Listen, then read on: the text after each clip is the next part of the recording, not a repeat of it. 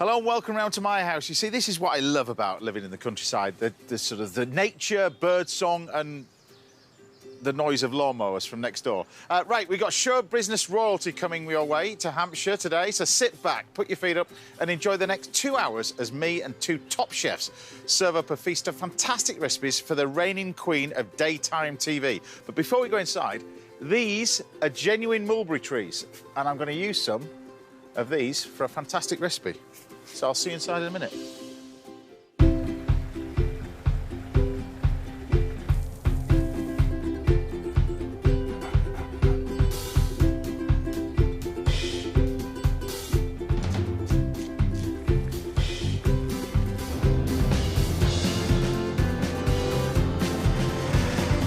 Morning. Are you coming in then? Welcome, and what a show we got lined up for you today. I'll be joined throughout the morning by a broadcasting legend and a podcasting daughter. Lorraine Kelly will be in the house, and Rosie Smith. I'm looking forward to that one. And we'll be spectating at the Chef's World Cup and cooking the breast chicken at the world-famous breast Chicken Museum. There is such a thing. It is a chicken museum. And another one of my favourite ever food adventures. Chef Paul Rankin will be here serving up squid and probably a bit of chaos when he takes over the kitchen a touch later. And if you ever want to know how to make a quiche, then don't miss this week's little masterclass. And to top it all off, I'm in the kitchen with a good mate who happens to be one of the finest chefs in the Northeast. It's Mr. Kenny Atkinson is back. Great to have you back on the show, Chef. Great to be back. Yeah, it's good to see you. Been 2 years. Life good? I know it's been 2 years. Well, there's been a little bit of a pandemic in between all that, hasn't there, really? Exactly, but no, life's good. Life's good. Yeah, life's good. And you're going to be cooking for us later? What are you going to be doing? Yeah, I've got a beautiful poached halibut, and we're going to serve it with mussels, parsley sauce, and some beluga caviar for you. Wonderful. Well, it's 2 years' worth of weight, though, isn't it? That's the thing. Exactly. You've blown the budget. No wonder I've got nothing left to cook with. Caviar as well. But we're kicking things off today with a recipe for duck. And we're going to do duck two ways. I thought I'd do a nice little duck confit salad, and we're going to do a roasted duck. So we're going to do the duck confit first. So duck confit is pretty straightforward. It uses traditionally duck legs. The word confit can be confit in anything, really, as you know, fish, meat, whatever you want to do. Chicken, it's entirely up to you. But classically, this is where I train in France. We're going to do the duck legs. So you take the duck legs. Now, the idea is to weigh these beforehand, because you want about 15 grams of salt per kilo, as I was always told. So we just take, and table salt for this. You can use sea salt, as you know, but I like to use table salt. Because classically, you can do this nice and simple. So you sprinkle it with the salt, and then you can put aromats on there. It's entirely up to you. We've got a bit of thyme. You can put a little bit of crushed garlic on there as well. And then what you want to do is just sit that in the fridge and just leave it for 24 hours. And then after 24 hours, the duck legs change colour. They go slightly pinkish, which you got in there. Now, you can wash them off if you want.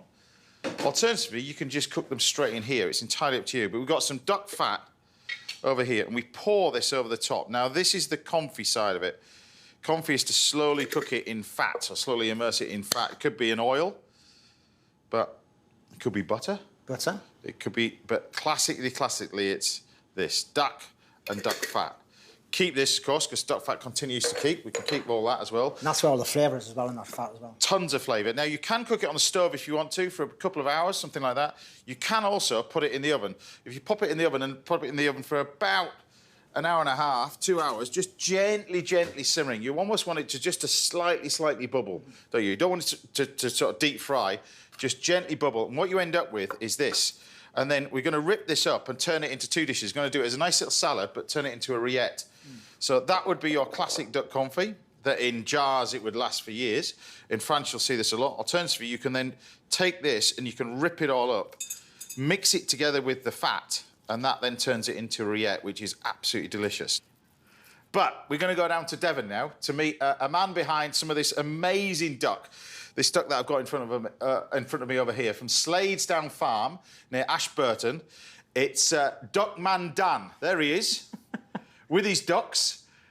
How are you doing, fella? Not too bad. Yourself, my friend? How are you? No, very good, thank you. So, where did it all start? And have you always been into it? Have the family always been to it? But when did you all start this farming business?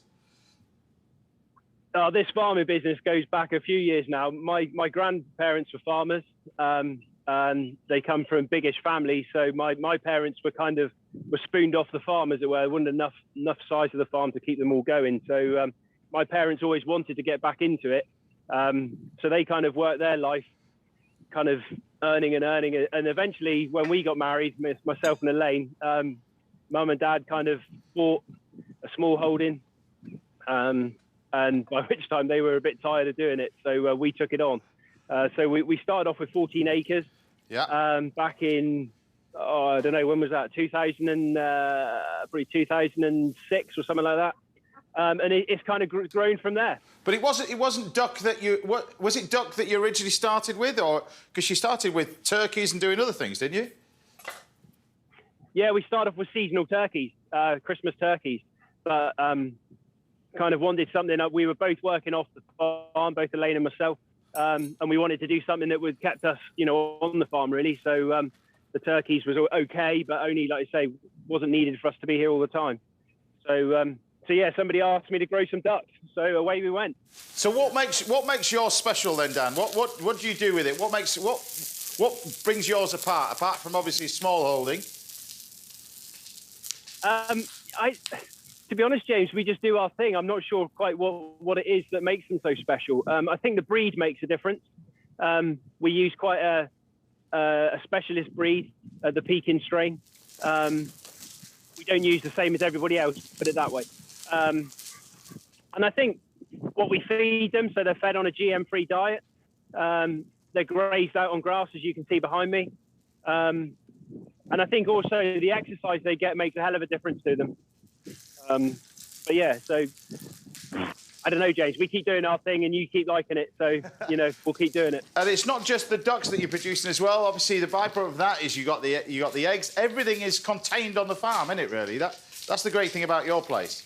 You don't have to send it away. Yeah, definitely. So we hatch. We have our own hatchery, which we obviously hatch our ducklings, and then we grow them.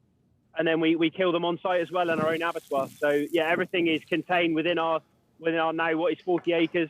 So food miles and all of those sorts of things that you guys rave on about is pretty minimal down here anyway.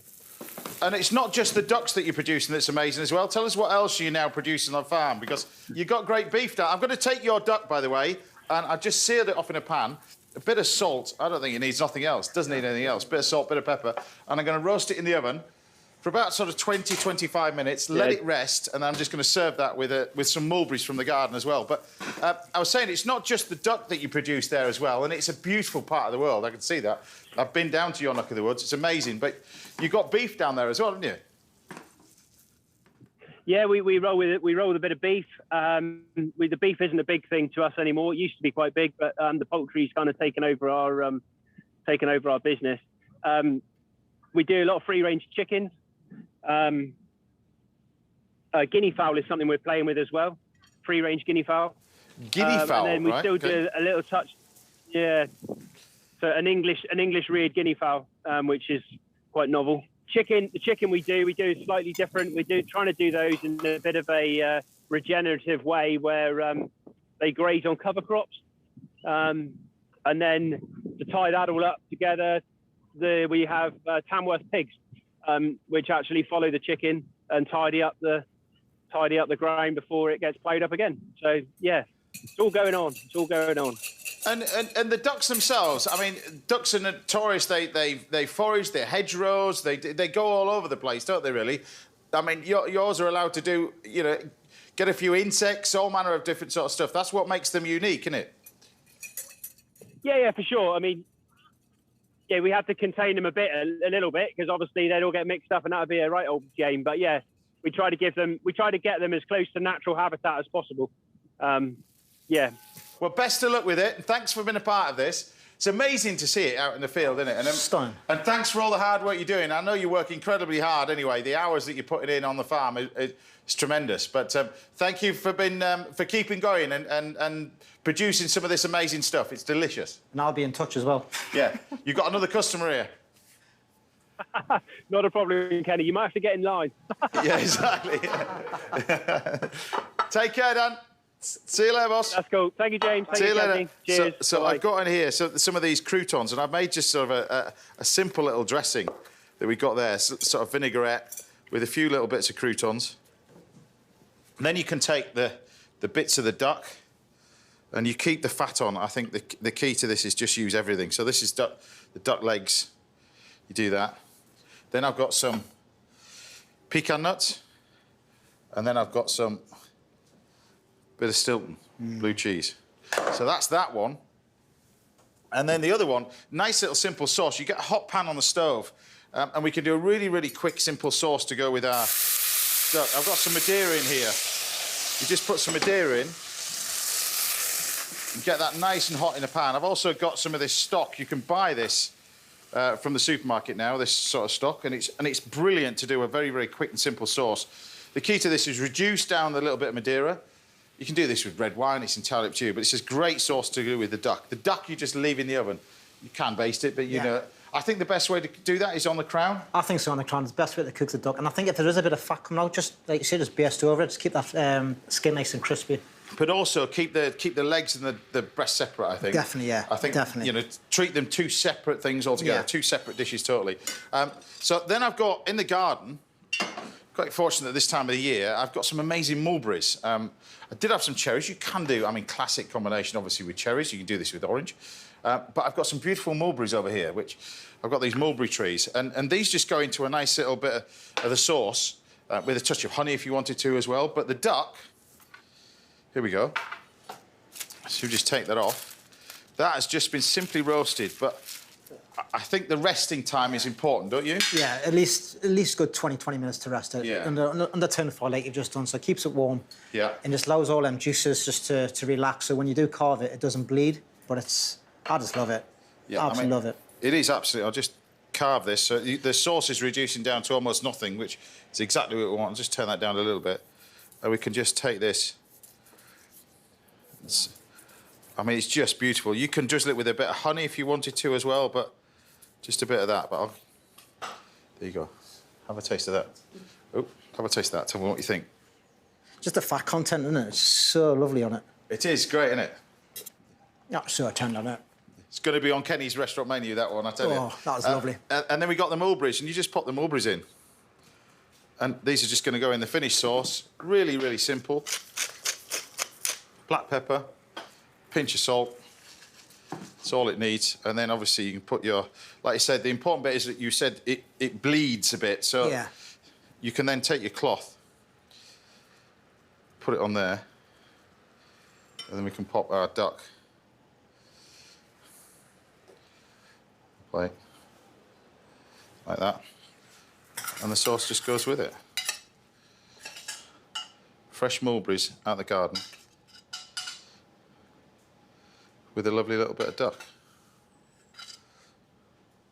You don't really need to do anything else with it, do you? Don't do anything else when you've got such a good product like that. So there you have it. 2 ways with duck. And now I've introduced you to Dan the Duck Man, all the way from Devon. Bon appetit.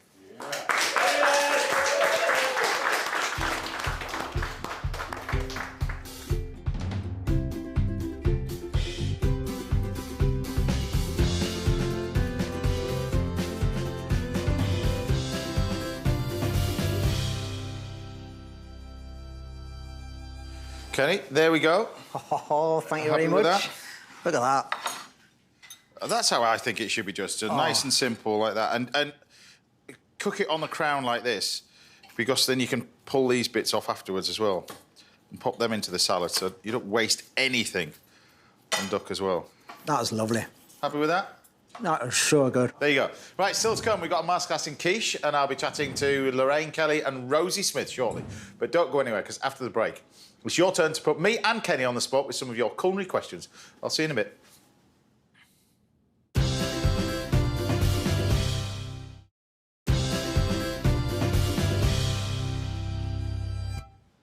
Welcome back. Now we're giving you a masterclass in quiche a little bit later, and I'll be chatting to podcasting duo Lorraine Kelly and Rosie Smith shortly. But first, Kenny and I thought we'd be put on the spot, really, with some of your cookery questions and your kitchen dilemmas. So we should be joined on the line by Francine Hayes, not from France, but in Sidmouth in Devon. Are you there, Francine? I can see you. Yeah, I am here. Bonjour. Bonjour. I mean, amazing part of the world where you live in as well, that beautiful Jurassic coast as well. Obviously a keen foodie. How can we help you? Yeah, my problem is when I make a ham hock, it never sets properly. When I slice it, it always crumbles. So what I'd like to know is how much gelatin to put in the ham hock to be able to present it beautifully. Ham hock terrine. Love it. Love it. Love it. It's a great simple dish. Yeah. But the setting of it is the key. So Francine's struggling to get us to set. So first of all, we'll go through the ham hock itself. Obviously, you get the ham hocks, you boil them all up like that with the aromats, everything else. The liquor, the bit that you want to thicken, you can reduce that down. As you reduce that down, it's going to strengthen in flavour. Now, you can intensify the flavour, if you want, by adding a bit of chicken stock, if you want to. It's very difficult to get ham stock. You can't really buy it anyway because they're fatty. But what I would do is once you get to that stage and reduce it and reduce it and reduce it and it gets to about a litre, something like that, from about 4 litres, is then I would chill it. Yeah. And I would let it go cold, first of all. And all that fat comes off the top of it. To get rid of the fat. That's probably the best way to do it. The fat will rise to the top, skim off the fat, and then you're left with a liquid that when you warm it all up. And that's the crucial bit with gelatine. There's different varieties of gelatine. And I think this is where people go wrong, because when we do recipes, we always say a leaf of gelatine or 2 leaves of gelatine. But if you go into the supermarket, there's different sizes of gelatine, there's different powdered stuff, so it confuses people a lot. Well, Francine, this is the prime example of that. When chefs are using gelatine, we use this. All right? I use that. Yes. But when we're talking about chefs, that's 1 leaf of gelatine. You go to the supermarket now. That's a leaf. That's a leaf of gelatine. Yeah, this is mine. Yeah. Yeah, exactly. Yeah. So look at the difference. So really what you're looking for is follow the instructions on the back of the packet for the gelatine, all right? So, but roughly 8 to 10 leaves sets a litre. Yeah. Roughly. But the key to this, really, I think, is allow that liquid to go cold. Yeah. Take off the fat. Soak the gelatine, measure the liquid, and then heat it up. And then that way you'll get the perfect consistency. We've made one over here. Does yours look something like that? No, because it all crumbles. It all crumbles up. Well, that's by using that, and this is some of the jellified mixture that I've got in here. So this is, you can see the colour of this. Yes, yes. But obviously you don't Mine was like that. Yeah, obviously. But I only used... Go on, you all right? I only used 4 of these. Yeah, and that's probably the reason why it's breaking up. So you'll need to double it for... But the key to that is, I mean, the chefs use the bigger ones. This is what we buy commercially. Yeah. Always and always, on all the packets, it will have a guide of how much gelatine you put in, whether it's sweet or savoury, and it's always usually for the liquid. So if it's a sweet dish jelly, it's a litre. If it's a savoury dish jelly, it's the same thing. It's always set in that litre of liquid. So, yeah.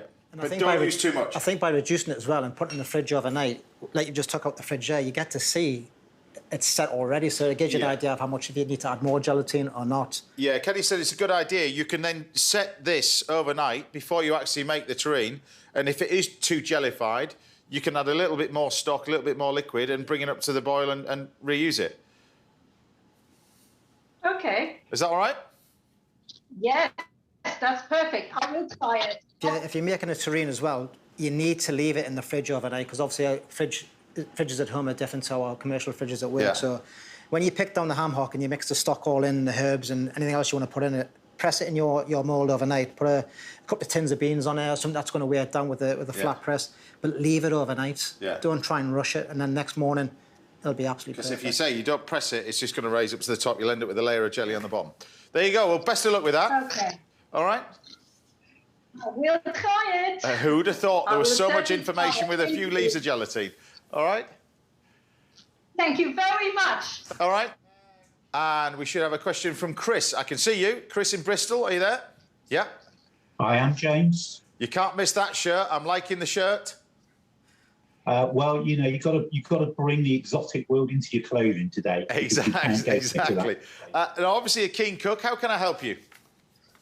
Well, I'm keen on food. Yeah. So my problem is I have a very reduced sense of smell, so I need strong flavours to be able to enjoy food. Right. So what I'd really like is a simple sauce that I can use with lots of different foods that's, either contrasting flavours or strong flavours, because I need that to enjoy food. Well, I'm going to do a sweet and sour, which I think is perfect for that. If it's a sense of smell, a sense of taste, I think citrus is always a good one.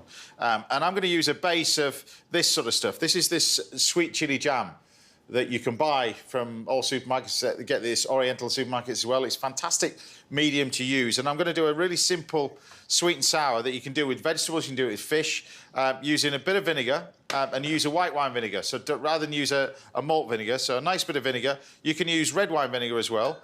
Touch of ketchup, citrus, like I was saying. Coriander is a good one as well. Bit of chili and a bit of chicken and a bit of sugar in there as well. So while I do that, any other ideas in terms of sense of smell and bits and pieces? Well, it's interesting because obviously I got COVID last year, so I lost my sense of smell and taste for nearly 7 days. And when you're used to eating food and you used to know what you like and losing that senses for that period of time. I mean, that must have been unbelievable.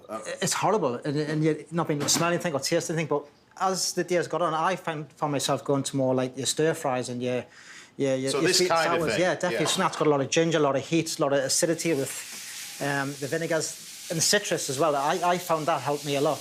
Chris, this it wasn't from COVID you got this, was it? Or it's just something that... No, I've had this all my life. You've had it all your life? So it's come up a lot. Yeah, all my life. So I don't know what it is to smell and taste normally. So it's a lifelong condition for me. So I don't know what I'm missing, really. Whereas people who got it via COVID, I think that's worse because they know what they're missing, whereas I don't. So can you smell any background flavours, or are you just No, I can, but they need to be strong and contrasting. So texture's really important. Colour of food.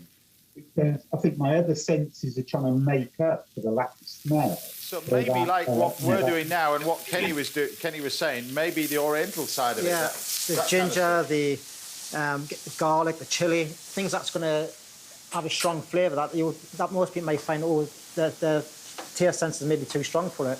Right. But for you, that might be perfect. You know, getting a lot of ginger, a lot of chili, a lot of heat, a lot of citrus. I found that quite helpful when I was... So did you... I mean, has it all come back for you? Oh, yeah, definitely. Yeah. It took a while, but obviously it was one of those processes that, like millions of other people in the country had to go through. But to lose that sense of smell, it was just awful because you take it for granted. We take our palate for granted. So to have that all the time, I absolutely feel your pain because it's... I mean, things like you mentioned contrast, Chris. I was thinking, along the lines of sugars. There's a great dish that crispy fried chili beef. Yeah. You know that one? The key to that is the Szechuan pepper, and you've got citrus, you've got orange. So you put the beef with the Szechuan pepper, the orange zest. You put it with a bit of corn flour, and then you deep fry it. And the sauce is done with sugar. It's done with soy, and then you've got orange juice in there as well. You've got the chili in there. So you've got all manner of really, really strong, pungent flavours that should, in theory, cut through. So what do you find yourself cooking mainly then? At home? What's your go-to sort of thing? Well, I cook nothing. My wife is a brilliant cook. She does gourmet cooking. I mean, I cook rice and you have to slice through it. Right. I'm abysmal. I really am an incompetent cook. But I love food and I love the experience of it. So I can manage a boiled egg, probably. But I love watching... you do stuff like this, but if there's a basic sauce, I'm going to try that and then apply it to stuff. I love it that you like watching. Keeps me in a job, to be honest with you. But look, I've added this. I mean, touch of vinegar, but look at your vinegars as well. Yeah. I mean, vinegars is amazing, but all your balsamics and everything else, but your vinegars, you got some amazing vinegars now. But I think something like this is quick and easy. The sugariness as well. You've got a bit of sweetness in here. I've got the coriander and everything else in here. We just mix all this lot together. Very, very quick, you see. But this is a meal in no more than a couple of minutes, really. Nice and simple. And with you using the ketchup and a little bit of the sweet chili sauce, you don't need to thicken it with anything. We mentioned the gelatine. So often with this, you would thicken it with a thickener. People always go for corn flour. I think you need to use arrowroot for this because it keeps it nice and clear. Otherwise, if you use corn flour, it goes cloudy. But you see how quick and simple that is. Well, that looks simple enough even for someone like me. Because you'll be fine with it, trust me. Well, But you can do this with vegetables, you can do this with shrimp, you can do it with chicken, fish. It's entirely up to you. But I would look at the citrus sort of stuff, that oriental side of things as well. But I think that's the way to go. Particularly, you've got past experience from Kenny as well there, that with him having COVID, and you went that oriental route straight away. Definitely. So there you have it. Well, best of luck with it anyway. Fingers crossed you'll be able to do that, because I've been chatting to you and I've done that, and it's very, very quick and easy. Like I said, thanks for watching as well.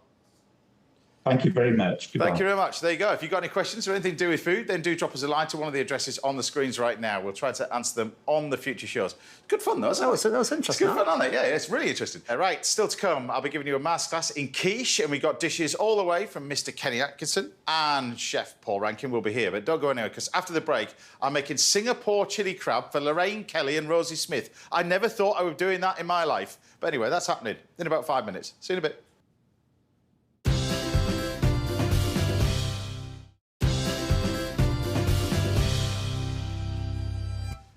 Welcome back. Now, coming up, I'm spending a day at the Brest Legendary Chicken Museum. Yes, there is a chicken museum in France on another one of my food adventures. And Chef Kenny Atkinson will be with us next. But first, I'm here with the mother and daughter duo behind the hit podcast, What If? It's the one and only Lorraine Kelly and Rosie Smith. Yeah! We got you on the show. We got you at the house. I'm so excited because I watch you every Saturday. We both do. It's like I'm inside my telly. Yeah. So are you happy? You're okay? I love your house. I want to move in. Right. Okay. Well, your dog's moved anyway. We got the little dog Ruby with you. Ruby is here. Ruby is here. We'll show you Ruby in a second. But I mean, first of all, congratulations on the podcast. It's going so well for you as well. Thank you. And so, whose idea was it? Rosie's. It was. It was your idea. You said you wanted to. We wanted to do something together. Because this came about because you were in Singapore. This is the reason why we got this sort of dish that I'm going to cook for you as well. Excited. So we're going to do a variant of Singapore chili crab. Okay. Because there's lots of different ways you can make it. So we're going to do one which is nice and simple, but also we're going to do this lovely soft shell crab. These are amazing. Gorgeous. We're going to tempura these because you take the same sauce, and rather than mix it all in like you're familiar with Singapore chili crab, we can just use the sauce as a little garnish and put that on the top, so it's like tempura as well with it. So it's nice and simple. So do you get this idea from when you were in Singapore, chatting away on Zoom and all that sort of stuff? Is that where the idea came from? Sort of, yeah, because of the time difference, when it was my lunch break, you were waking up. Yeah. So we would have that time to talk. What were you doing in Singapore anyway? What were you doing for it? Having a lot of fun. You were working very hard, yeah. you told me. I went for 6 months and then ended up for 3.5 years. But I was working for a charity and then I worked for a company doing their marketing. It's an amazing place, Singapore. Oh, I loved it. Isn't it incredible? I loved coming to see you. Yeah. It was just wonderful. It really was. And the food. And Food scene. Singaporeans, what do they like about grub? Yeah, it's part of the culture. Totally. Sitting in their breakfast, thinking about their lunch and then... And snacks. Yeah, the whole thing's around about food, isn't it? Yeah. And snacks. You never snacked before you went there, and now you are a champion snacker. Champion So snacker. the podcast, this came about, obviously, you had the idea, and then Mum was like, well, I've got a lot of people that I can speak to. I've spoken to quite a few in my time since I've been on TV. It must have been great for you to phone these people but up. it's also working with Rosie because, she asks questions that are so different, very direct, and everybody always says, oh, I've never been asked that before. Yeah. And that's wonderful, that's really good. And we've had some amazing people, haven't we? And people like, people that I really love, like Tim Peake, the astronaut. See, I didn't know this about you. I'm a geek. I didn't know this Total about geek. you. I really am a real geek. Anything to do with Star Trek. obviously Star Trek, of course. But Not Star Wars. No, Don't ever mention Star Wars. No. We can't do that. Why? But Star Trek is proper. Original It's real. Star Trek. It's real. Original Star It's Trek. real. Honestly, my first crush. See, Going to learn a lot about you, Lorraine, on here. when I was about 10 years old, I had a thing for Mr. Spock that has never gone away. Right. I think he is so gorgeous. He was Okay. my first crush. Bit You think weird. that's odd, weird. but it's not. So we put all the ingredients in here and just give it a blend, and we're just going to blitz this up into a nice little paste. Makes a lot of noise for a little bit. Good though. You love that I thing, know. don't you? But we're going to puree that, and it's nice and quick, look, into a nice little paste. And I'm going to fry this off in here with all the other ingredients.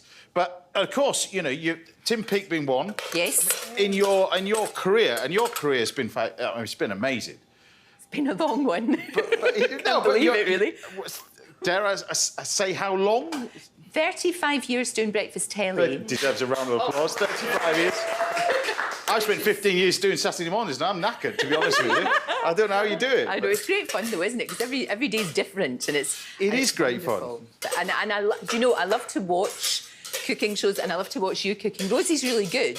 I'm beyond terrible, James. I'm not even... I don't even know how it works. To me, it's like magic. What do you mean? It's something that you husband never wanted to learn, or something? No, I guess it was because I was never taught when I was little. And then because your dad's so good... Like your mum? Yeah. Right. But because you're so good and Dad's so good, then I don't have to.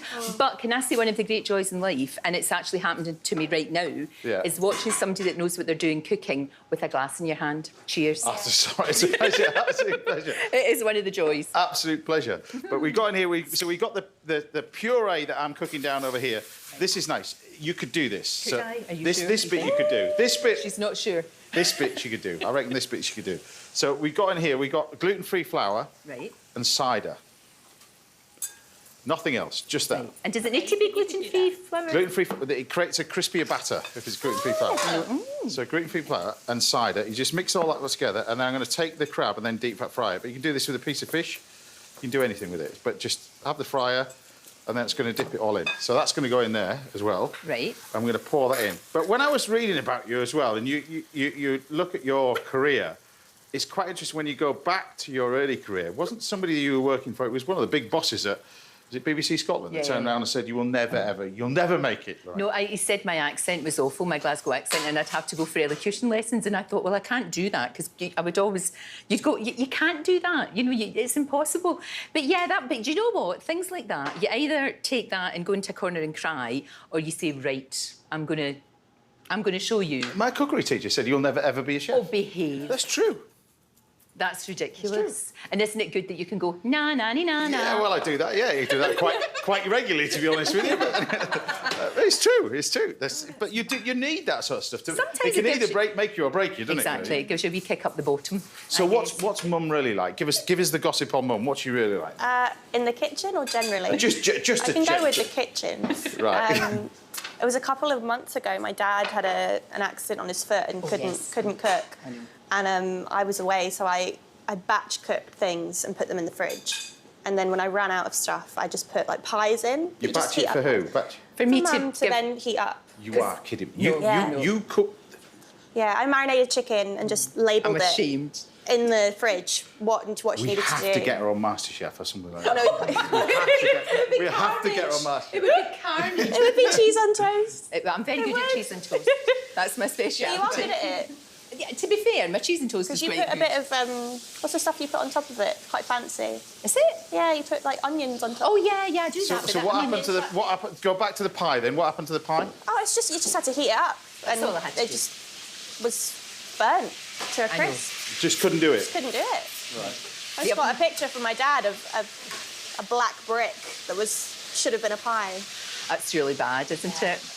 Well, Lorraine, it's easy. Is it though? You see, you say that, you make it look easy. But you make your job look easier. It is quite fascinating when you go into. I mean, this is my world. Yeah. Television is your world, Yeah. and when you do what you do, and I suppose when you watch doing what you're doing, everything's to time, isn't it? Really, because you've got people talking to you in the ear. To the nanoseconds. All this, so it has to be to the very second.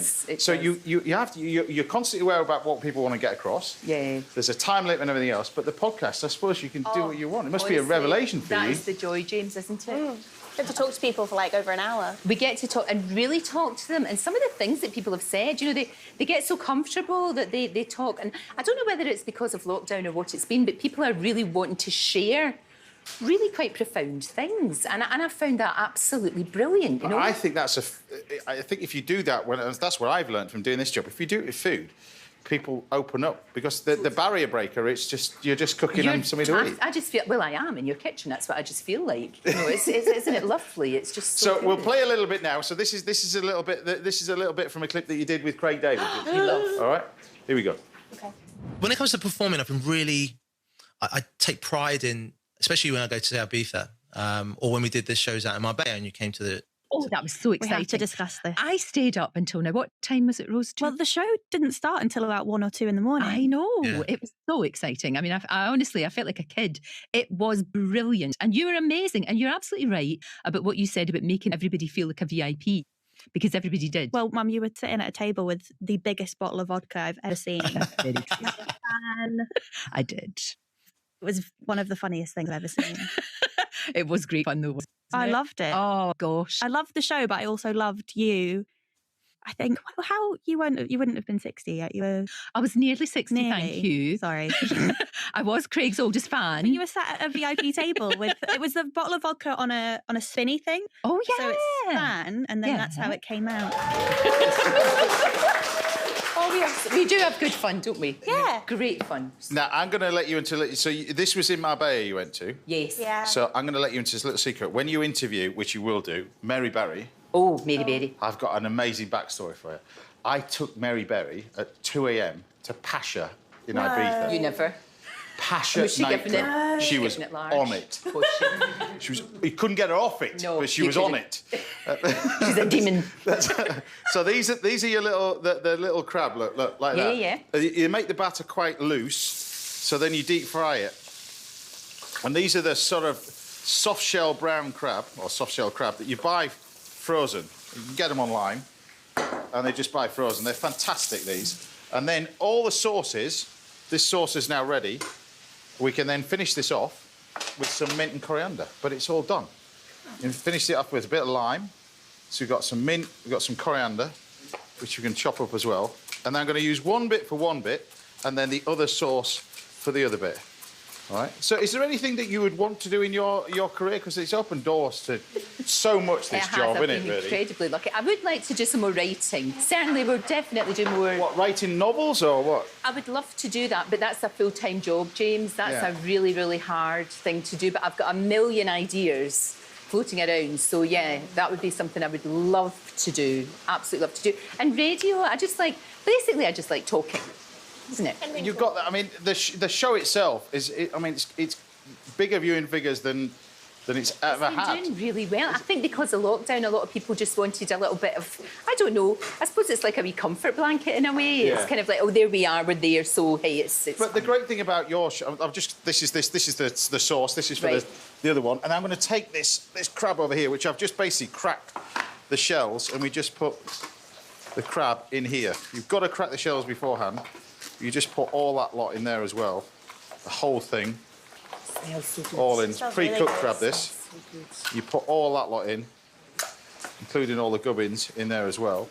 Like that. And the great thing about your show, though, you do the light-hearted stuff, but there is a serious part to it as well. You do some amazing stuff. It's everything, really. It's everything. It's a bit like what we do. We talk to people about funny things that have happened in their lives, but then, and like I was saying, especially now, they talk about really tough times as well, and and that's great, and they're part of the conversation. But I think as well, there's something very intimate about radio and podcasts and all that as well, isn't there? That looks so good. There you go. This is your favourite, isn't it? And I suppose the great thing about podcasts, there's no end to it, is there really? And the great thing about that, you can do it from the country you're home. You can go it patched anywhere in the world. It's wonderful. I mean, we did Eddie Izzard, who was in Canada, and we can do people all over the place, which is great. It's really good. To Mars next. Just look at that. There we go. So that's your.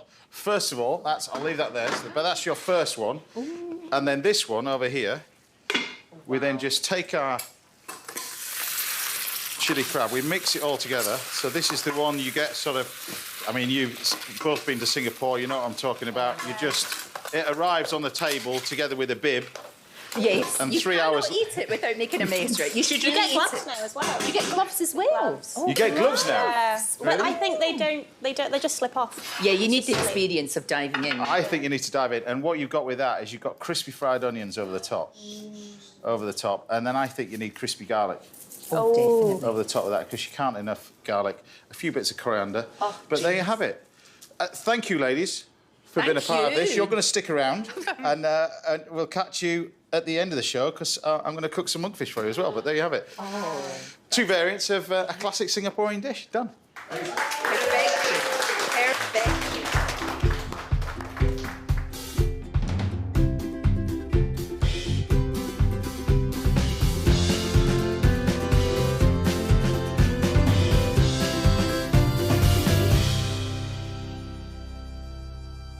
Right, there you go. You have that one. Okay. You have that one. Thank you so much. And then when you finish that one, you can share that one. Oh, this is wonderful. Thank you. Oh, squeeze the lime, squeeze the lime, squeeze the lime. You taste the batter. Yes. It's really crisp, and that is just gluten-free flour. Oh, my God. How good is that? You could do this, Mum. We are so going to get you on MasterChef, definitely, by the end of the show. I'm going to be making a phone call, definitely. Definitely. Hopefully liking that one. I'll be making a Thai monkfish curry for these two a little bit later, and there's a crash course in quiche coming your way in this week's Masterclass. But join me again after the break when Top Chef Kenny Atkinson will be right here firing up these stoves. I'll see you in a bit. Wow.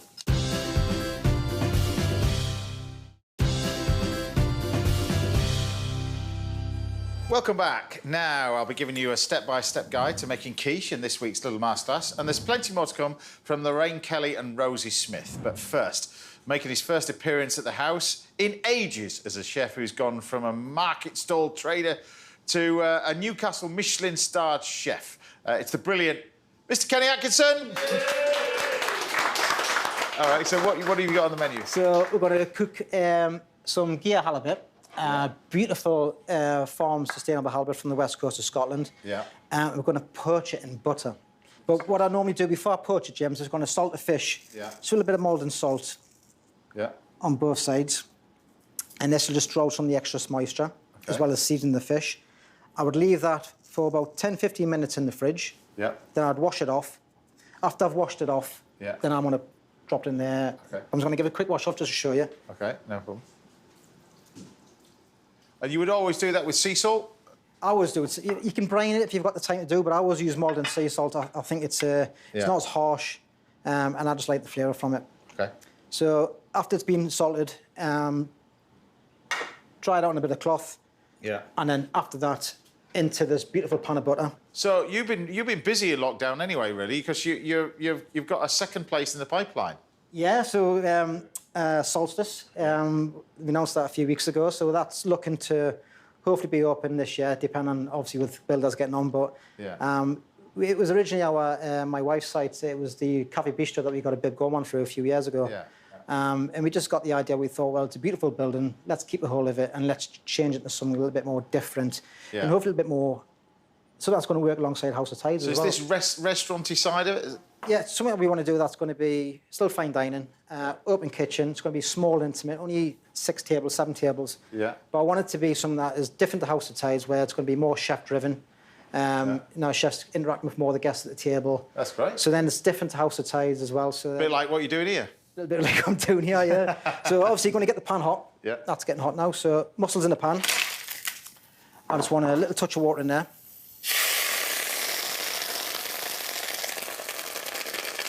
Little splash of white wine. And I just want to steam that for about a minute. Okay. Just want to get those mussels opened up. Now, when I was reading about you as well, I mean, you've been all over the place, really. But tell me how you ended up in the Isles of Scilly. So yeah, so I was approached for a seasonal job on the island, and working 6 months on, 4 months off was quite appealing because I just had a child at the time. Yeah. And we went down. You'd gone there to get away from it all. I think that's... we went down there. We were just sort of. You've been there before. The islands are beautiful. Yeah. And we just fell in love with it, and that's what brought me down to the Scillies, and that's where I got my first Michelin star at the age of 30. Yeah. So in here, James, I've just got a little bit of butter again, which is obviously shallots and garlic. Yeah. Just going to sweat that down for about a few minutes without colour. Same again, a little bit more white wine in there. Yeah. This is the basis for the parsley sauce. So this is the sauce bit of it? This is the parsley sauce, yeah. Okay. So once the white wine's slightly reduced, add the stock. Is that chicken stock or fish stock? Fish stock. Fish stock. Keeps the fish nice and balanced, and I'll just put any excess juice from the mussels in there as well. Okay. And then what you want to do is bring it up to the simmer with a little bit of cream I've not seasoned it because obviously it's got a bit of salt from the mussels. Yeah. And then I want to bring that up to the simmer and then give that a good simmer for about a good 10 minutes. Obviously, this would have simmered off for a bit longer. Yeah. Has to be hot. So when we pour it onto the parsley. And you've got to make sure you run low to start off with, haven't you, with this thing? Exactly. I've done that. I've not you've done that. I've done that many, many times. So what you want to do then is give it a good blend, and as you start blending it, turn it up, get it higher, and then you want to leave that for a good 3 minutes.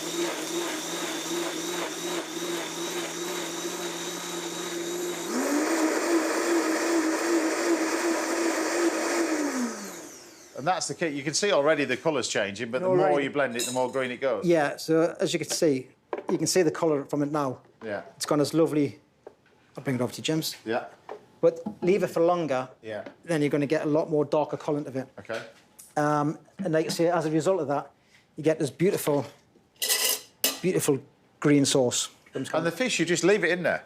The fish, I've just left it. Honestly, it's such a good way of cooking it in fat. It's almost like it keeps the juices in, it keeps it nice and moist. And as well, because you're cooking it in that nut butter, I just think it gives that lovely mouthfeel to it as well. So the halibut's been poaching slowly in the fat for about 8 minutes now. Yeah. I'm just going to pick these mussels down Okay. so we can serve it. Go on, you're right. You always make a mess when you come to my house anyway. It's fine. It's fine. So we're going to pick these down. Wasn't expecting that. And for anybody that hasn't been to your place, I mean, you've got an amazing location, haven't you, for yours? Yeah, so it's a beautiful 5-storey Grade 1 listed building. Yeah. What was it, an old mill or something? It must have been It was an old trade house in its early days, yeah, but the building sort of sat empty back in the late 80s, and it sat empty right until we took it over. Okay. It went through a restoration programme, because obviously English Heritage tried to save the building. Yeah. And then it sat empty for another few more years, because nobody would just take it on. And when we went and had a look at the place, when we looked at setting our first restaurant up, we just fell in love with the location, fell in love with the site, and it is a beautiful, beautiful building. Yeah. So, yeah, I think we're ready to slowly rock on. Ready when you are, yeah. So what I've also got some sea herbs which I want to dress it up with. Yeah. And I've got a little bit of lemon oil just to... Lemon oil? Lemon oil. Right. I'm just going to give these a little... appearing out of, like, test tubes and stuff like that. So we have some beautiful sea fennel. You see, I remember the tweezers are back. Here we go. Couldn't resist, could you? I couldn't help it. I thought, where are they? He's hidden them. They've got them in his pocket. Right. So the mussels are still warm. I've got some sea herbs, which I've literally just dressed in a little bit of lemon oil. I haven't put any salt on them because I think they're already quite salty anyway. Okay. We'll get the fish out now. Do you still have an obsession with plates? I do, yeah, which I've got behind this one at the moment. You're not having that. I know that for a fact. But how many plates have you got? You've got thousands, haven't you? I've got a room upstairs, literally. Oh, I think I've probably got about 40 different variations of plates. Right. I just, and obviously I've got about 60% of each of those variations, and then obviously I just love them because it allows me to do different dishes on them, allows us to be a bit more creative with them. Yeah. I just love it, and I think it enhances the dining experience as well when you get a beautiful plate like that. Yes, nice. Which is, I've got my eye on these ones. You're not having it. So all I want to do, James, a little bit of salt on top of the fish. Yeah. Just help along the seasoning. So we've got this beautiful beluga caviar as well, which is it's a farmed caviar that we use up in Newcastle from a company in France. So with the caviar, I'm just going to put a nice big piece on for you. I thought you were going to use your tweezers for this bit. I thought, here we go, this is pushing things a bit too far. So I'll put a little bit extra on for you, James. Yeah. Because it's been a while since I've seen you. Like so. And then just going to pick up the fish. Like you say, amazing, simply cooked like that. Oh, honestly, James, I want to break this one in half for you now, just to show you how moist it is. Yeah, look at that, it's cooked, yeah. Amazing, yeah. It's a good way of cooking meaty fish. Yeah. If you're not sure how to cook fish or you're scared to cook fish, this is a good way of starting off with. So a few mussels on the outside. Yeah. We're then going to add a little bit of lemon gel on top of each mussel. That'll add a nice little freshness to the dish. Here come the tweezers. Here come the magic tweezers. And then we're going to garnish this It's these lovely sea herbs, which adds lovely freshness to the dish, as well as lovely colour, like so. A little bit more. There you go. And then we'll get this beautiful, really simple green sauce. So I suppose the key to this, though, is not to overheat this sauce, because you want to keep the green. You want to keep that lovely fresh green. So, like I say, all I've had is just a little bit of salt, not too much lemon juice, because the lemon juice will discolour it. Wow. And just a little bit on each side. Like so. Don't need a lot of it. Looks even better on that plate, though, doesn't it? It looks fantastic on that plate. You're not having it. And then just a little bit of lemon oil, just to finish off. Give us the name of this, then. And there you go, James. Looks amazing. So this is butter poached Gia halibut with mussels, parsley, some sea herbs, and to finish off, a beautiful dollop of beluga caviar for you.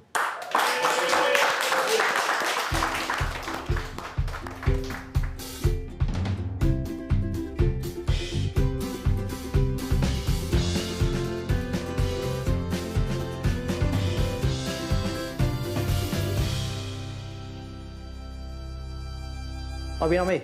I'm on. Oh, sorry. Come on, you're on. I'm waiting for it. I think he was asleep then. There you go, James. Oh, wow. Look at this. Look at this. You don't even need a knife, do you, really? No. Amazing. Just the texture of the fish by cooking it slowly in butter.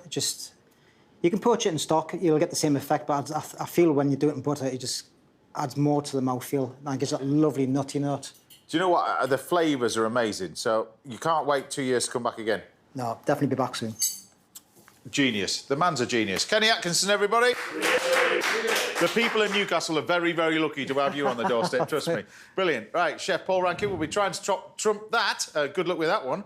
And I'll be treating Lorraine and Rosie to a Thai monkfish curry a little bit later. But after the break, some of the world's best chefs are battling it out on a football pitch at the latest leg of my food adventures.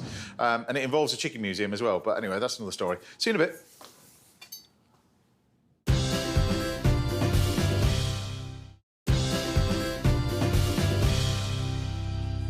Welcome back. Now, there's a masterclass in quiche coming your way, and I'll be laying on lunch for my guests Lorraine and Rosie shortly.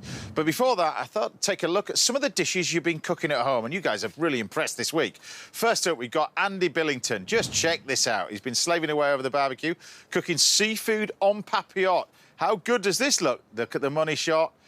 There we go. Look at the seafood, and particularly I mean, amazing. The prawns there, the mussels. I bet you that tastes amazing. Well done goes to Heidi Green for this surf and turf dish that she served with fondant potatoes. I'm definitely coming round for dinner if that's what it is.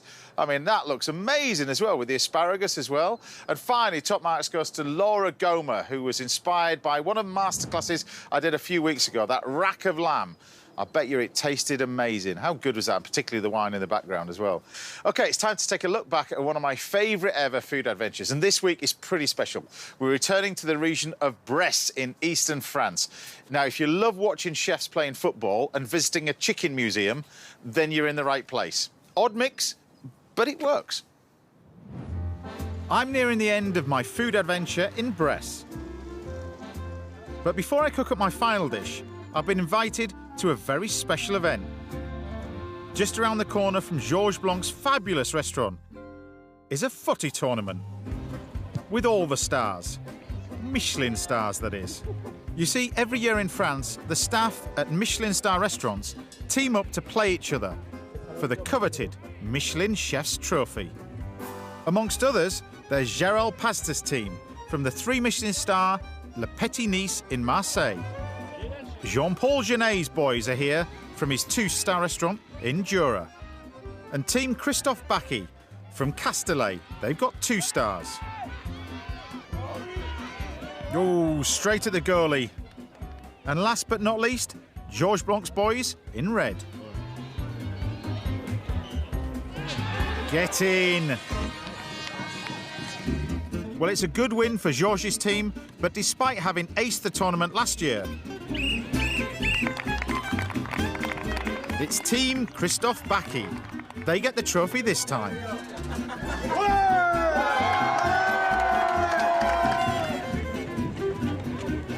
I would have joined in, you know, but I've got a dodgy knee. and I need to cook a post-match dinner for my lot. So I'm heading back to, yes, you guessed it, the chicken farm / chicken museum to whip up my final dish. Well, they're very accommodating here.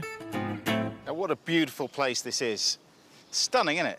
And a fantastic veg garden. It's full of all manner of different sort of stuff. Got cardoons over there, some nice chard, beautiful edible flowers, some beautiful small little baby strawberries. They taste like sort of wild strawberries, wonderful sort of things. There's so many different things to choose as well. We've got chickens, ducks around here. So I thought I'd do a dish with trout. I don't know, just thought, why not? Do a trout with almonds, why not? There's lakes around here, I'm sure there's some tenuous link, you're probably sick of chickens by now anyway. So I thought I'd do some wonderful veg from the garden. So first of all, we got these beans that I've picked from the garden. Now you could, if you wanted to, top and tail them, but this fresh, I wouldn't bother. Now at the same time, I'm going to cook the piece of fish, Bear Grylls style-y, with a twig.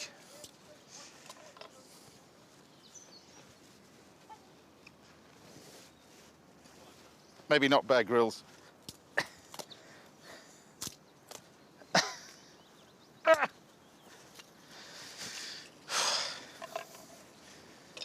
Anyway, take our twigs. More sticks. I'm going to do this with my feet. I know we'll get letters, but I've got a file of them. It's quite a big file. Mainly people saying, you haven't washed your hands. Your trousers look a mess. Your hair's a mess. Let's go with the rest of the letters. Look, sticks. Now I'm cooking water. Look at that, it's beautiful. Then we're going to take our nice pieces of trout here. Beautiful fresh trout. You take a little bit of tarragon. And we're going to cook this on the sticks. Now, our director would like me to tell you a story how I cooked this dish when I was in the Scouts and the Cubs halfway up a mountainside, but the reality is I didn't really like Scouts, and to be honest, I only went to Cubs because I was told to by my mother. Lid on. We're going to gently steam this now, about 5 minutes. Our beans are ready. Drain these out. That'll be another 3 letters. Pan back on the heat. Next, we're going to toast off our almonds. We've got some nice flaked almonds in here. Toast these off nicely in a little bit of butter. See, this place is still full of people. Rob, look. We've got an audience. Bonjour. Ça va? Chicken museum. It's the way forward, I tell you. And then I've got a selection of herbs. I've got some chervil, it's wonderful sort of stuff. Tarragon-y sort of flavour, more star anise-y, aniseedy sort of flavour. It's delicious. And I don't actually know why this stuff, you can't get it in the supermarkets back in the UK. It must be quite difficult to grow. Brilliant sort of stuff. But I'm going to use a selection of different herbs. We've got some dill, I've got some tarragon, we've got some chives as well. It's entirely up to you what you put in here, but what I class as sort of soft herbs, like that. Not hard herbs, things like rosemary and thyme. You want soft herbs, so chop these quite small.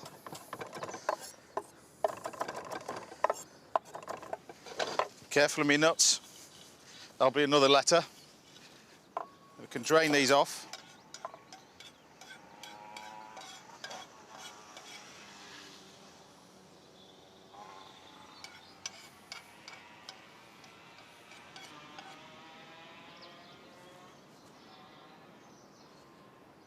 What it was to be 17 again.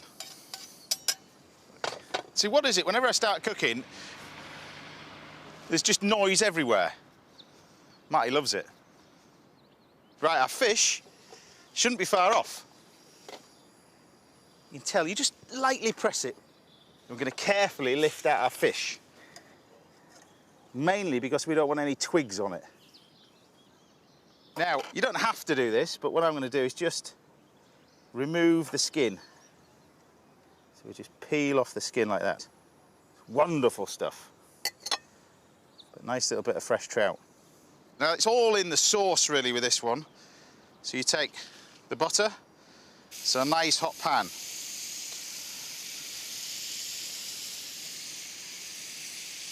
Now, got some lemon.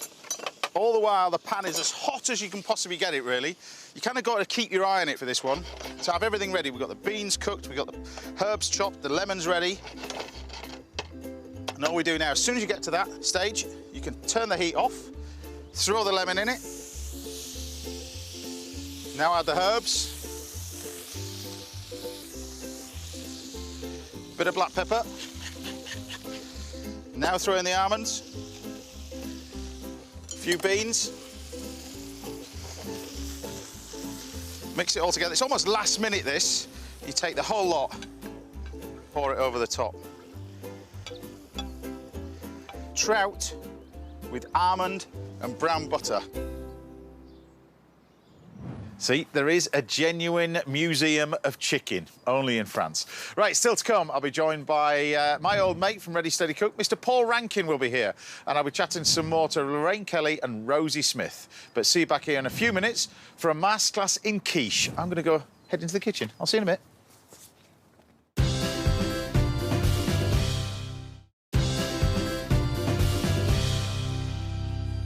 Welcome back. Now, Chef Paul Rankin will be serving up squid shortly, and I'll be laying on lunch for Lorraine Kelly and Rosie Smith at the end of the show. But first, it's sleeve rolling up time for this week's little masterclass, and this week's masterclass is for Laura, who wants to know how to cook quiche properly. The key to this really is in three parts, I think. The pastry, first of all, and that's what Laura was struggling with, the filling and the liquid filling. So we're going to start off with the pastry over here first. Now, always, whenever I do quiche, particularly at home, is I always try to make this by hand rather than a machine. The key to this is you don't overwork the flour. The most important bit is that you rub the butter and the flour together so it doesn't toughen up. So when you eat it, it's like Granny's quiche that just dissolves in your mouth. So the best way to do that is to use your hands. And then we take the flour, good pinch of salt, and then butter. Now, it's got to be butter. You can use lard, which my gran used to use, but the important bit is this bit, and you rub the butter and the flour together with your fingers. It's going to take about 5 minutes to do this, so keep going, and then once you add the water and the egg, it combines together to form our pastry. And from that, you can then pop it in the fridge, and you leave it to rest for about sort of 10, 15 minutes, and what we end up with is our pastry here. Now, then you need to take it out the fridge and let it come to sort of room temperature. The key to that is not allow it sort of to roll it while it's still rock hard cold as the butter sets, because it'll just crack. It becomes a bit of a nightmare to try and roll out. Now, the important bit is with this, I think, when you're doing this, is to have a decent-sized tin. And so often with quiche tins, they're too thin. They're too really sort of quite shallow. And what you need for that is, I think, a deeper one, because you get more filling in it. So go smaller, but go larger, if that makes sense. So rather than it be massive and thin, go smaller and taller, I think, because it got much better filling in it. So then what you can do is you get these metal rings. These are called mousse rings, really. You can get these online. And they're a good thing to have because they don't buckle.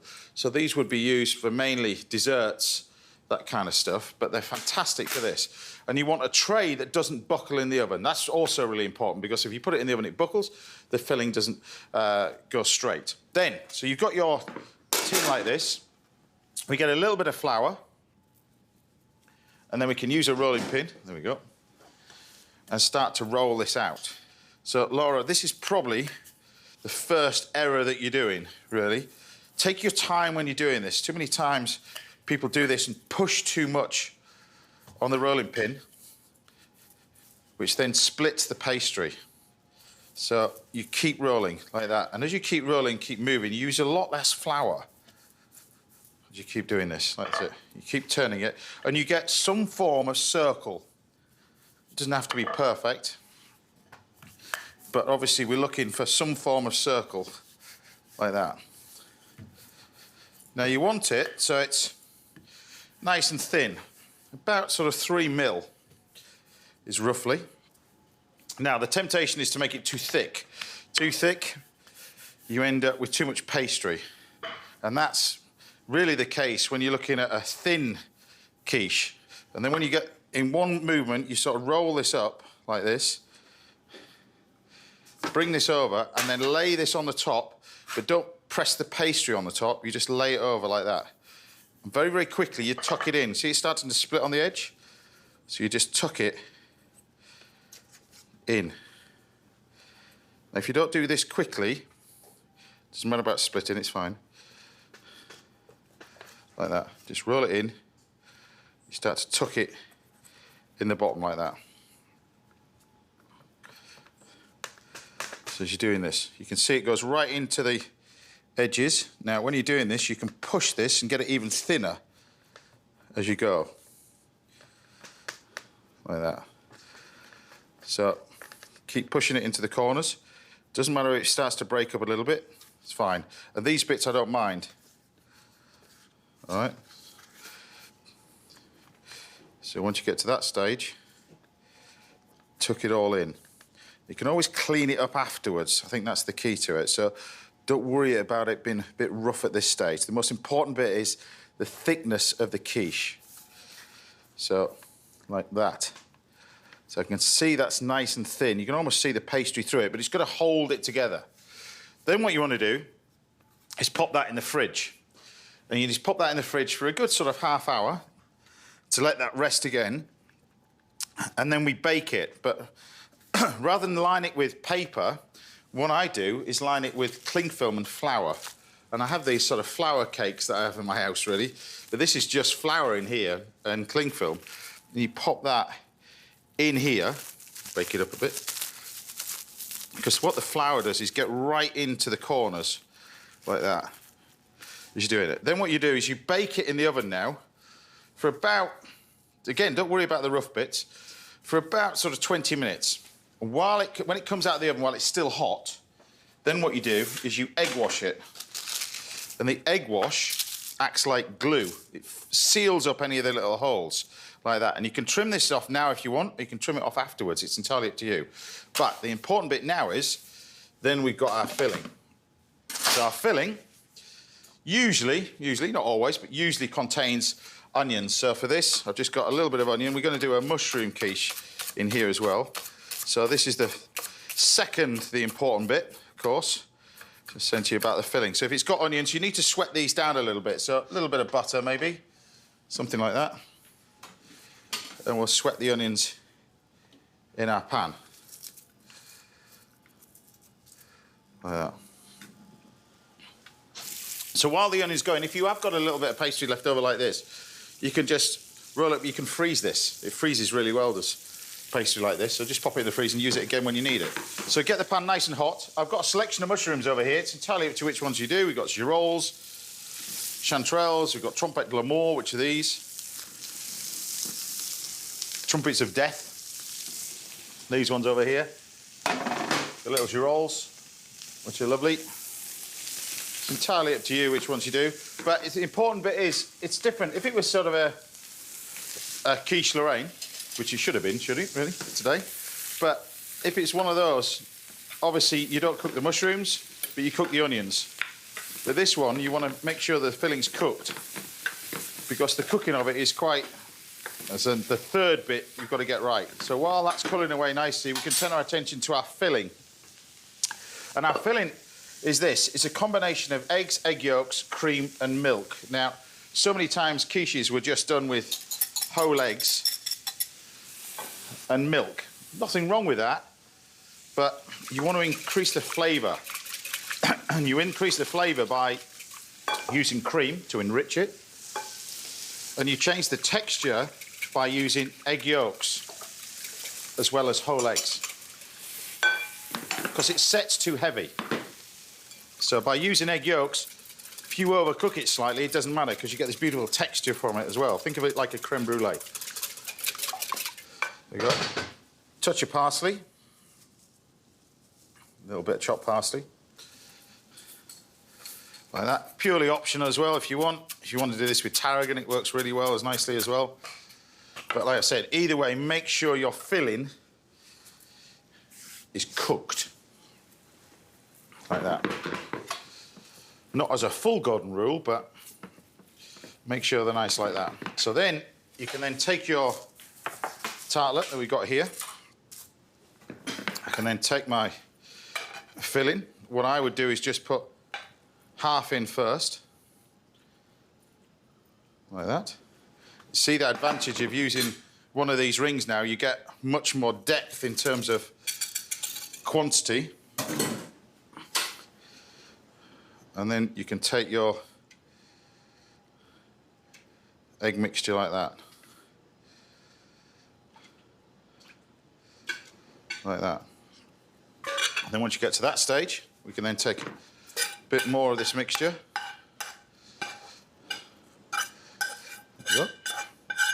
It's actually the perfect amount, to be honest with you. There you go. And again, over the top. You can see already what it's going to turn out like. Just get that last bit. There we go. And then cheese-wise, obviously classic. People put cheddar cheese on it. Look out for something different. This is Comté. It's a wonderful cheese. Think this. I look at Comté and I think it's sort of the French alternative to our cheddar. It's mega, mega popular, and it is delicious. You get so many different types as well. You get very mature Comté, but it's a beautiful, beautiful cheese. And just try it instead of cheddar, but it's just delicious. And you can just pop the cheese over the top like that. So you're filling it really, really deep. You can see that straight away what it's going to look like when it cooks. Now, I've set the oven about 160. What you don't want to do is cook it too high, so don't put it in there about 220. It'll souffle up, and as it souffles up, it'll collapse. So you almost want to set this like a creme brulee. So drop the temperature of the oven down. If it's starting to souffle up a little bit more, drop it down again. So anywhere between 160 and 180 for a fan oven, middle shelf. That sits in there, and that cooks away nicely. And then what we end up with, when it comes out, is this. So you want it to set in the oven. It's going to take about sort of 50 minutes, 40, 50 minutes, depending on the size of it.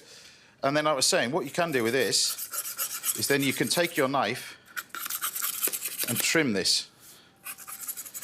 And that's where I wouldn't worry about the pastry. You know, most people worry about that at the beginning. This is the bit that you need to worry about, cleaning it up now. And then you can just slide this off. Get myself a board. I mean, slide it off from the paper, like that. And then hopefully, it just comes off the ring. Hopefully. Just trim around the edge. Loosen it a little bit. So just trim all the way around. There you go. Now, I like quiche at room temperature. I don't like it when it's been in the fridge, otherwise it's too set. But if you lift that off, there you have it. Take a little slice out of it if you wish, and you can see what it's like.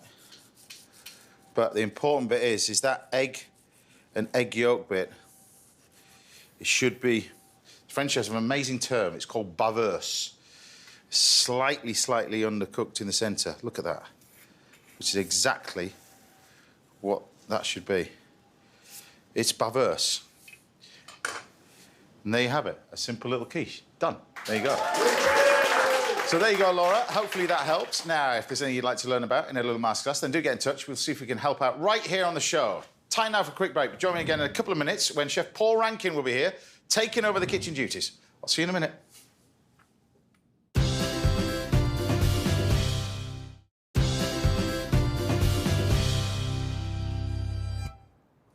Welcome back. Now I'll be serving up a slap-up lunch for Lorraine Kelly and Rosie Smith, very surely. But first, it's an honour to be here in the kitchen with an old mate from Ready Steady Cook. I'm just looking in the little glint in his eye, who was the first chef ever to win a Michelin star in Northern Ireland. It's the fabulous Mr. Paul Rankin. So what are you going to be doing for us? I'm doing char-grilled squid. It's one of my favourite things to eat on the planet. You know, now is a great time to be eating squid. Squid's banging season now, so you should be able to get it if you've got a good fishmonger with you. But we're going to be serving it with a sort of Asian noodle salad, coriander, mint, all that sort of stuff. Fire away then. I mean, squid, this one has been cleaned, i.e. the quill's been taken out and the ink sac's been taken out, etc. So this is really easy to prepare. So the outside of the squid has got a membrane on it so that when it cooks, it will roll that way. So we're going to open it up, and I normally look for there's a little line here. You can kind of see it with a quill, and I'll open it up there. Yeah. And now we have the inside, and this is what we want to score. Yeah, and the quill is just like a clear, almost looks like a clear feather. It's almost like a pen quill. Sometimes you see the very big ones lying on the beach, and they kind of go white, etc. Yeah. So if there's anything on the inside, just scrape it off. Yeah. And then all you do, we march down it to give it this beautiful sort of lattice marking. So where did your love of because you love your seafood, don't you? You love your fish and your seafood, but your love of Asian food, where does that come from? Well, that came from, I travelled the world for about 2.5 years before I started cooking. Yeah. And I worked as a waiter to make money while I was traveling and to go traveling. That's where I fell in love with the restaurant industry. Okay. And then I went to Asia for about, it must have been nearly 2 years. I went to India, Thailand, China. Waiting in restaurants? Or? No, then I was just bumming around, you know. Just having fun, spent a lot of time in the Himalayas, etc. But I fell in love with spice, you know, and I fell in love with all those wonderful flavors that Asia had. Yeah. And then I went to work at Le Gavroche, which is 3-star Michelin, classic French. How do you end up? I mean, you're bumming around and travelling around everywhere, as you call it, and then all of a sudden you end up Le Gavroche. You can't just do that. Yeah, how do you? What I did was I wrote a mad, crazy letter to Albert saying that I'd fallen in love with food and hospitality, and that I wanted to dedicate my life to learning how to cook, and would he give me a job? And he gave me a job as a dishwasher. I'll just do this last bit. Right. So he gave me a job. I didn't know this about you. I didn't know you were a dishwasher. He gave me a job as a dishwasher. I worked on the pot wash when I was a young kid. And really what he was doing was he was just taking a look at me to see if I was serious, I think, and whether my work ethic was correct. Because, you know how difficult a kitchen Gavroche was. You really had to put the head down and learn your trade. And then when did you go back to Ireland, and when was that? Did you spend Well, that was in '89. I was living in California before I went back to Ireland, kind of thing, you know? So that's all prepped now. I suppose because of all this travel, you benefited for seeing so many different things in terms of food, but tastes as well. There's nothing that experience like travelling to broaden the taste buds. Yeah, and at that time, not really. You know, a lot of people weren't really travelling in Asia and all that sort of stuff, you know? It was quite a new thing back then. But I could never leave it too far behind. Right. And so when I opened up the restaurant, I was always wanting to play with all this stuff, you know. I never really wanted to leave it behind. And particularly these sort of Asian flavours. Tell us what you're doing now. So with the rice noodles, great product, especially if you've got those gluten intolerances, absolutely no gluten in that at all. You soak them in boiling water for about 10, 15 minutes. Depending on the variety, just drain them off. They're ready to go. Now we're just going to make a nice fresh salad kind of thing. Yeah. I'm going to toast these sesame seeds. Right. So they just go into a dry pan. Are you not allowed to do anything? No. Why's that? Well, it's just like you're just standing there and I'm cooking for you. It's quite nice, isn't it? It's quite nice. I'm going to get used to this. So. Yeah. I've got another pan here to blanch this samphire. A little bit of juliana pepper. These all right in here, chef? Huh? These all right? They're absolutely burnt. You know, people still talk to me about that time I burned the noodles. I did. That's the reason why we put you out here. People love that, though, when chefs mess stuff up. So you just want to keep them moving. Don't get too distracted. Don't get too distracted. All right. And when they start to jump and smell toasty and there's a little bit of colour on it, then you're ready to go. Nice little, very fine juliana pepper to go in this. All right. And out of all the places where you've been to around the world, because like you said, you spent time in California. Yeah. Where does your heart go back to? Because you keep going on about Asia and stuff like that. It seems to be that's a love that sort of never disappeared. Yeah, it's kind of China and South Asia. You know, it's hard to beat those sort of Vietnamese Thai type flavours. Yeah. I've got nothing to put this in now. I'm going to whack it in here. Hope it. Right. So you got to get them out a little bit early because they'll keep on cooking. Yeah. Okay. They'll keep on cooking. Yeah. So I'm just gonna blanch this samphire a second. This is what I call like a steam stir fry. Right. In it goes into a nice hot pan. Add a little bit of water, and that way it retains all its flavors. Not too much. Take very long at all. Water to dilute it. Yeah. Okay. So we're just going to build up the salad, and this is very much Vietnamese kind of thing, where the herbs almost become a salad. Yeah. So nice, big, chunky herbs. A lot of these flavours today. Lorraine and Rosie love all these flavours. Yeah, I've noticed that. Well, you go through. Yeah, I mean, some people like classically French, some people like this, but I think that the nature of our palate, I think we can experience all over the stuff. But I think this is just, it is. It's got that sweet. It's got the savoury. It's got the sour. It's a tasty food, isn't it? Really. It is, but it doesn't have any butter in it. I thought maybe it would drive you nuts. I did put a little bit of butter in mine a little bit later. Did you? Yeah. That's all that needs now. Yeah. How am I going to drain this? You just drain it on the floor. James, you're mental. You're losing it. We'll just whack it there. It'll be absolutely grand. I like this outside cooking. It, to be honest. I like this outside cooking. You like this? Yeah, I do. Well, I thought we'd put you out here because you made such a mess of the last one. I did, So a little bit of oil, a little bit of salt and pepper. Yeah. And that's all it needs. Yeah. I mean, realistically, squid, prawns on the barbecue, it's pretty hard to beat, you know? It is. And it's really pretty approachable. Yeah. I know some people can't stand the idea of it, and maybe they can only ever eat it if it's deep fried, etc. But yeah, I do love crispy fried squid, but I prefer char-grilled squid. I think on a barbecue like this is as good as it gets. I think. Yeah, really. Yeah. Now, this type of dish would be very easy to convert to a sort of vegetarian, vegan type thing, because you could be marinating a little bit of tofu or something like that. Yeah. Whack that on the barbecue. So what's next for you then? Where do you want to do next?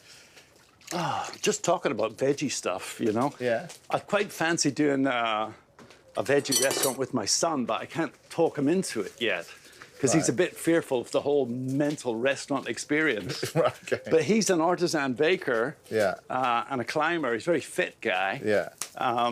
So I need to work on him with that. So hopefully something like that. So here we're making a classic thing called, it's like a modern classic now, called a fish sauce vinaigrette. And I first came across, you know, I know this was from your first cookbook, wasn't it? No, well, this is actually a David Chang thing. When I did it in the first cookbook, I used to do a sesame and ginger thing, but I prefer the freshness of this. Okay. So in here we've got 75 ml water, 75 ml fish sauce. Yeah. We're going to add a little bird's eye chili. Yeah. And then we're going to add some sugar, some garlic, and some lime juice. I can't believe you're out here. The sun has not come out. I've got the Irish sun with me now, fella. Look at this. The sun's come out now. Mm. And this is fresh and light. It's delicious, man. Yeah. Absolutely delicious. Just taste. I mean, if I could give aspiring cooks one tip, it's taste, taste, taste. Yeah. Didn't Le Gavroche have the same thing as it had on the water side? I remember working there. They had on all the sections. This was the Roux brothers. On all the sections of their 3-star Michelin, but I think it may have been the Gavroche as well. Didn't they have a sign saying taste, season again, taste again? No, we didn't at the Gavroche. No, you just got to clip round the ear. if you didn't taste, you know? Yeah. You just got to clip round the ear if you didn't taste. So you can make this quite formal with a fork or whatever. Yeah. But if you're doing it with tongs, just give it a wee twist. And then we got the salad. This looks amazing. So fresh, light, bright. And you don't need to be too stingy with the dressing. Yeah.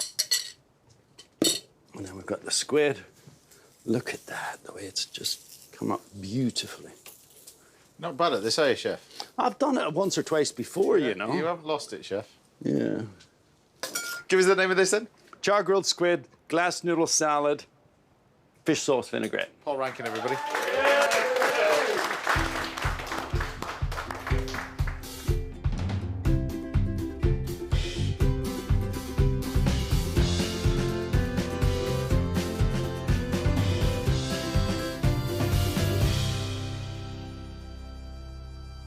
Right, I'm looking forward to tasting this then, Chef. Get your chops around that. This is my kind of food, you know? It certainly is my kind of food. There's a bit... I mean, we're all much more familiar with it nowadays, but back in the day, it was really quite fresh and wacky, you know? And to do it carefully so that it hit that Michelin star level was quite a thing back in the day. Do you know what? Like you say, to do this for Michelin, it must have been quite a thing back in the day. Yeah. I had to be careful, you know? I had to get it right. The balance had to be correct. But it's fresh, it's bright. Delicious. Mate, you're welcome back anytime you want. I'll be back. Love this guy. I'll be back. This guy. Paul Rankin, everybody. Legend, legend, legend. Now, we've got time for one more final dish this morning, so join me after the break as I make a Thai monkfish curry for Lorraine and Rosie. I'll see you in a minute. It's brilliant, this, mate. It's absolutely delicious.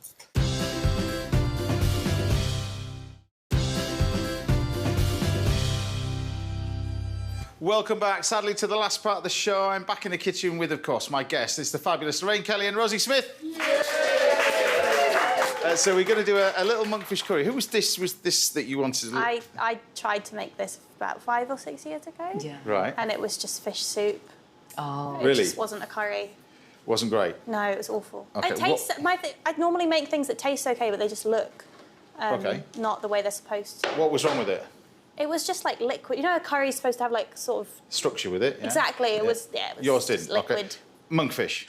The easiest thing about monkfish is the filleting of it because look, it's straight down the middle of this bone. There's one. It's a bone. It's like a really big cartilage down the centre, but it just comes off, and all that is a massive, great chunk of meat.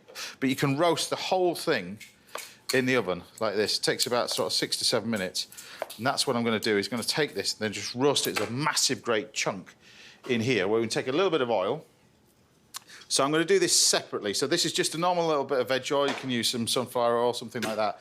But this is where you get a nice... So this is how you would roast off a piece of fish with butter. And I'm going to serve it, even though this is a sort of a Thai dish, I'm still going to do it the old French way of cooking, where I learnt in France. But you take a little bit of the fish like this, get a nice hot pan, and then some salt and pepper, like that. Decent amount of seasoning, you see? Plenty of seasoning, black pepper. And then while it's going in there, we then take the butter.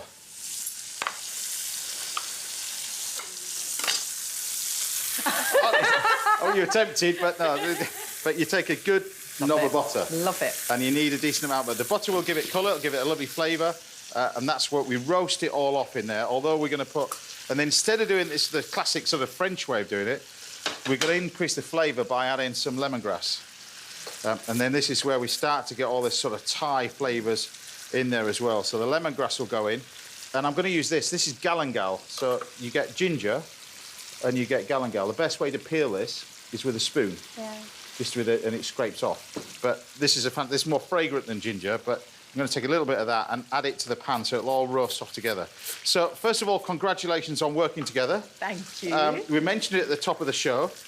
Your amazing podcast. Tell everybody about it, because it's gone from strength to strength. I know, it's called What If, and everybody's got those moments, haven't they? You know, Great those title. Moments in your life where you might go that way or that way. Yeah. And depending on what you do, or depending on the people in your life that you meet, yeah, it sort of sets the course of your life. So the kind of what if concept is, what if you've done that or what if you've done that? Yeah. But basically, we just talk about everything, don't we? Yeah, we talk to... And what's it like working with Mum? Do you see a different side to her? Or? Not really, no. It's not really felt like work. It has. It's Right. just it's chatting to people that we really really like, you know. But it's been just a joy, and being able to talk to them for a long time, which is good. So look, they got a nice little fish. So we're roasting it all off. You get a lovely colour on this fish, like that, and we just take the whole lot, including the pan, in the oven. Oh. Roast it straight in the oven. And I don't know why people put it in different trays and all that sort of stuff.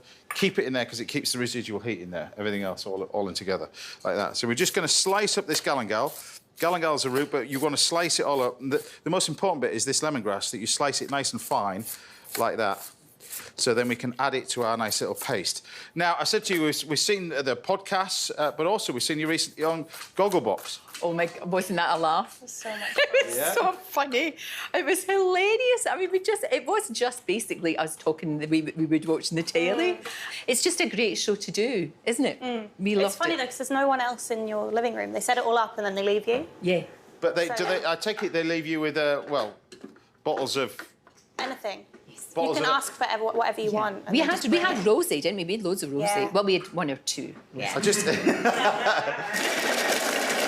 Don't they give you a hamper as well? Is that... They do. They bring a hamper full of stuff. Yeah. Right, I'm just going to blend this up so I don't make all this noise. Good. That's it. So don't they give you a hamper and stuff like that? They give you a hamper full of stuff. Yeah, mainly chocolate. Mainly chocolate. That's what you write in the hamper, though, is it? What you want? Well, the first time they did it, we didn't know that you could ask for whatever you want. Yes, we just took whatever to school. Yeah, we it just was great. took it all. So now you've got access to all this sort of the podcast is flying. Is there anybody that you would like to interview? Who's... I want to get people that would normally not be on it, I think. Yeah, what do you mean? What we've been trying to do. Yeah. I don't know, like, I've said before I want Vinnie Jones on it. Love Vinnie Jones. I've never really heard him on a podcast And before. such an interesting guy. He'd be really good. I think he'd be fun. He'd be really good. Yeah. James Martin would be really good. James Martin would be good, James yeah. very good. Moving on. Moving on. Too many secrets. Yeah, moving on. Yeah, me after a glass of wine. Yeah. No, it wouldn't be great. No, it'd be career ending. That's what it'd be. But I've got here, look, this paste. I'm quickly changing the subject to this. And then I've got a mixture of liquids. So the idea is you cook out this sort of green paste. We've got the mint, coriander, we've got the galangal, everything else in there. Ginger as well. But what we're going to do is we're going to take this. So this is like your salt and peppery bit. So the seasoning comes in the way of soy, a little bit of that in there. And then we put the coconut milk, the stirred coconut milk. Right, OK. That's maybe where I went probably wrong. All right. And then we start to warm this lot up together and bring it all together. All right? So in terms of doing what you're doing, you were in PR, you were doing all manner of stuff. You don't fancy following your mum's job or anything like that? You know? No.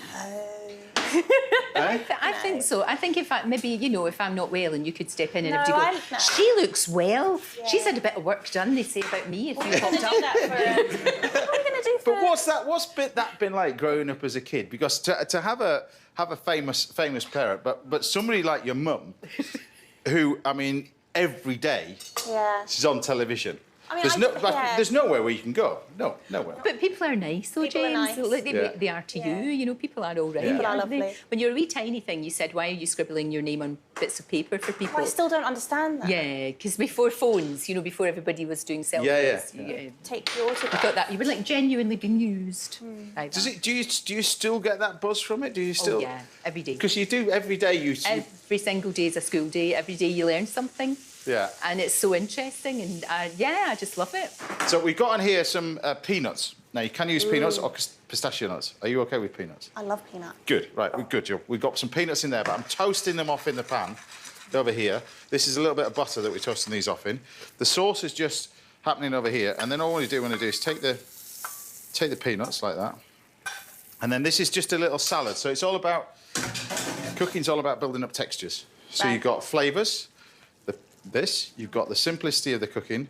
This is you get the texture side of it. We've got coconut. This is toasted coconut. Lorraine, you can buy this as it is. Thank you. You don't have to do it. Yes, thank you very much. Don't even need a pan, all right? Then we've got some fried garlic. You can actually buy that. Or you can use fried onions from a very famous furniture shop that you have to make and assemble everything together. You know that? Yeah. You can get, I've got it. You can get the onions from there, all right? I've got it. All right. Then we got... So right at the last minute, that's when you put the lime in. Okay. You don't want to do it beforehand, so we take the lime zest and lime juice. Like that. We've got lime leaves on here. You can buy these dried or frozen, fresh. It's entirely up to you, but they all get mixed together. And then we're just going to put in some lime right at the last minute. I love how you love all these Asian flavours. I just love all this. Like that. Fantastic. That's it. That all goes in here. There we go. You're going to have to make this. You're going to have to make this, yeah. And then that all comes together. And then we've got our fish, and we're all ready. So it's really that quick. Well, I try, and you know. So fast. This is what I love about this. We're chatting away, and time flies, and all the while this dish is done. Actually, this oven doesn't work. What there is, Lorraine, is Brian Turner's out the back there, and he swaps everything over. Here's what I made it. Yeah, you see what I did. I wish it was like that in my world. But look, you've got your beautiful bit of fish that's simply roasted, which is ready. There you have it. And then to plate it, I brought out all the stops. We've got all the fancy plates for you today. The fancy plates are very impressive. The fancy plates. So while I'm plating this up, remind everybody about your podcast again. Give us the name of it. Sure, it's called What If. Are you into this technology, Lorraine? Because I'm new to this game. I'm trying. I think it's really important that we all are, you know, that we all do it. And my mum can do it. She's 80. Right. So there's no excuse. There's no excuse. Everybody can. But you have to sort of. A bit like work cooking, Lorraine. There's no excuse. OK. You deserve that. I did. But look at this. So we've got a nice little bit of monkfish, and then we take our. This is about your different textures, everything else, and then we can just put that. That is gorgeous. On the top of there. Oh, it looks so pretty. So yeah, mine did not look like that. Didn't look like that. Well, next time, it'll look like that. That is stunning, isn't it? So there you have it. So there you have it. My monkfish that's nicely simply cooked with a lovely Thai green curry sauce, very simple little Thai green curry sauce, and a nice little bit of coconut and herb salad on the top. Done.